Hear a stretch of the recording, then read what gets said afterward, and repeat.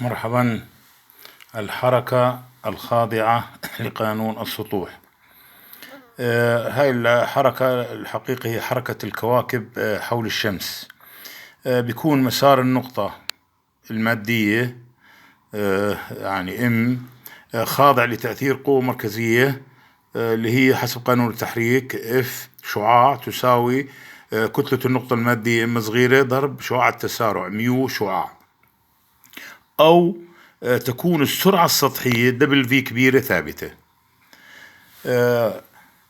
قانون التجاذب الأول في الميكانيك الفضائي، تتحرك الكواكب حول الشمس ومسار كل منها مستو، وتكون حركتها خاضعة لقانون السطوح التالي. صيغة ديكارتية إلها هي إكس بواي فتحة ناقص واي بإكس فتحة يساوي سي ثابت السطوح، وقطبيا هاي معادلته ار مربع بثيتا فتحة تساوي سي. طبعا وتعطى القوة المؤثرة على النقطة المادية أو على الكوكب بدلالة دستور بينيه الثاني اللي رح نستعرضه في المثال التالي. مثال رقم 1: لتكن M نقطة مادية كتلتها M صغيرة تتحرك وفقا للمعادلة التالية. هاي المعادلة R تساوي A ب E ناقص مرفوع على القوة ناقص K بثيتا.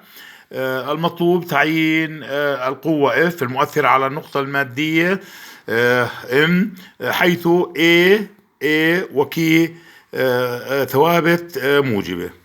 طبعا الحل حسب دستور بينيه الثاني، احنا اعطينا التسارع حسب دستور بينيه الثاني، فرضنا تابع يو يساوي 1 على ار، وقلنا انه التسارع ميو يساوي ناقص سي مربع بيو مربع، طبعا بين قوسين المشتق الثاني للتابع يو زائد التابع يو. وقلنا انه حسب قانون التحريك الاساسي القوة تساوي كتلة النقطة المادية ام صغيرة بميو.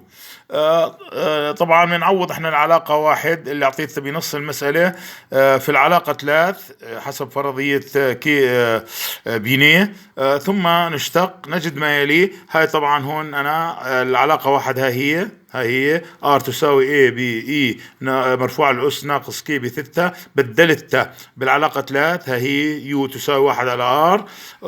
طلع معي هذا العلاقة رقم 5 1 على A ب E أس K بثيتا.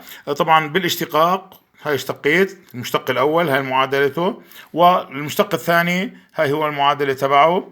طبعا هون اشتقيت أنا بالنسبة للزاوية ثيتا، وقلنا أنه ثيتا فتحة تساوي الواحد، ثيتا فتحة تساوي الواحد.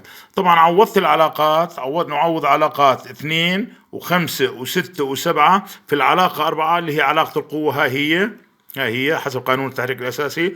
وبالإصلاح نجد معادلة القوة المطلوبة. هي معادلة القوة المطلوبة F تساوي ناقص M بسي مربع اللي هو ثابت السطوح ب E أس 3 كي مضروبة بثيتا على A مكعب مضروب بين قوسين K مربع زائد 1. هاي العلاقة رقم 8. بدي اياها كشعاع، نفس العلاقة هاي ضربتها بشعاع الواحدة قطبيا I كبيرة شعاع.